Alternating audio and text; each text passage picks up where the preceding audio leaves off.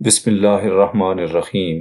رسول اللہ صلی اللہ علیہ وآلہ وسلم نے ارشاد فرمایا، الصلاۃ برہان والصوم جنۃ والصدقۃ تطفئ الخطیئۃ کما یطفئ الماء النار، یعنی نماز ایمان کی دلیل ہے اور روزہ گناہوں سے ڈھال ہے، صدقہ خطاؤں کو یوں مٹا دیتا ہے جیسے پانی آگ کو۔ فرمایا بے شک صدقہ رب کے غضب کو بجھاتا اور بری موت کو دور کرتا ہے۔ بے شک مسلمان کا صدقہ عمر کو بڑھاتا ہے۔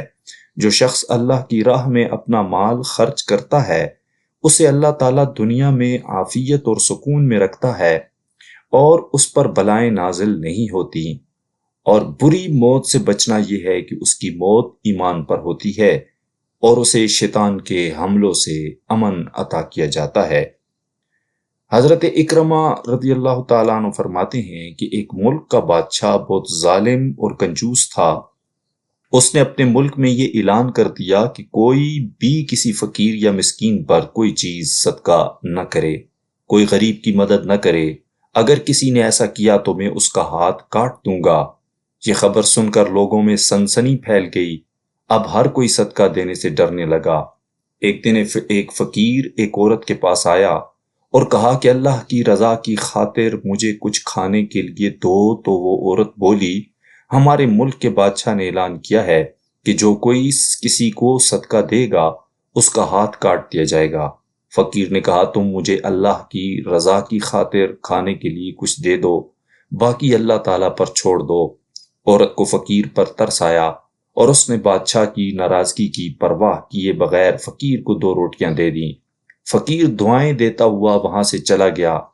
جب بادشاہ کو پتہ چلا کہ فلاں عورت نے 2 روٹیاں صدقہ کی ہیں تو وہ سخت ناراض ہوا اور پھر اس نے اس عورت کے ہاتھ کٹوا دیے اور اسے شہر سے بھی نکال دیا۔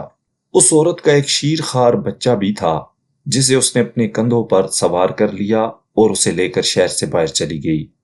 راستے میں اسے بہت سخت پیاس لگی، پاس ہی دریا تھا، اس نے سوچا پانی پی لینا چاہیے۔ یہ سوچ کر وہ دریا کے پاس گئی اور جھک کر اس میں سے پانی پینے لگی۔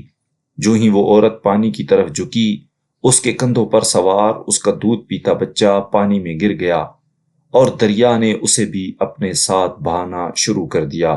یہ دیکھ کر عورت نے پریشانی کے عالم میں چیخنا اور چلانا شروع کر دیا۔ اتنے میں اس کے پاس 2 خوبصورت نوجوان آئے اور اس سے پوچھا تم کیوں رو رہی ہو؟ اس نے بتایا کہ میرا دودھ پیتا بچہ دریا میں گر گیا ہے اور میرے ہاتھ بھی نہیں ہے جن کی مدد سے میں اسے نکال سکوں۔ عورت کی یہ بات سن کر ان میں سے ایک نے دریا میں غوطہ لگایا اور تھوڑی دیر بعد ہاتھ میں ننھے منھے بچے کو اٹھائے واپس باہر نکل گیا۔ عورت اپنے لختے جگر کو صحیح سلامت دے کر خوش ہو گئی۔ اب دوسرے شخص کی باری تھی۔ اس نے اپنے منہ میں کچھ پڑھ کر اس عورت کے جسم پر دم کیا جس سے اس کے دونوں ہاتھ درست ہو گئے۔ یہ دیکھ کر وہ عورت اور زیادہ خوش ہو گئی اور ان سے پوچھنے لگی کہ اے اللہ کے نیک بندو تم کون ہو؟ انہوں نے کہا کیا تو نے ہمیں پہچانا نہیں؟ اس نے کہا نہیں۔ انہوں نے کہا ہم تمہاری وہ 2 روٹیاں ہیں جو تو نے اللہ کی راہ میں صدقہ کی تھیں، جن کی وجہ سے تو مصیبت میں مبتلا ہوئی اور آج انہی کی وجہ سے تجھے مصیبت سے نجات بھی مل گئی۔ حضرت داؤد علیہ السلام کے زمانے میں ایک بڑھیا تھی، اس نے ایک مرتبہ 3 روٹیاں راہ خدا میں دیں اور پھر آٹا گوندنے بیٹھی۔ اچانک ہوا آئی اور اس کا سارا آٹا اڑا کر لے گئی۔ بڑھیا حضرت داؤد علیہ السلام کے پاس فریاد لے کر پہنچی۔ حضرت داؤد علیہ السلام نے ہوا کو بلایا اور پوچھا تم نے اس کا آٹا کیوں اٹھایا؟ ہوا نے عرض کی کہ ہوا کے فرشتے سے پوچھیں۔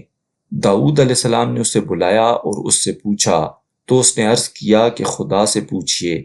جب اللہ تعالیٰ سے پوچھا تو اللہ تعالیٰ نے فرمایا اے داؤد سمندر میں ایک کشتی پر بڑے بڑے تاجر جا رہے تھے، ان کی کشتی میں ایک چوہے نے سوراخ کر دیا اور کشتی کو ڈوبنے کا خطرہ پیدا ہو گیا۔ میں نے ہوا کو حکم دیا کہ وہ یہ آٹا اڑا کر اس کشتی میں ڈال دے تاکہ وہ لوگ اس آٹے سے سوراخ بند کر لیں۔ چنانچہ انہوں نے اسی آٹے سے سوراخ بند کیا اور بسلامتی کنارے پر پہنچ گئے۔ اے داؤد ان کی کشتی کے تاجروں سے ان کے سارے مال کا تیسرا حصہ اس بڑھیا کو دلاؤ۔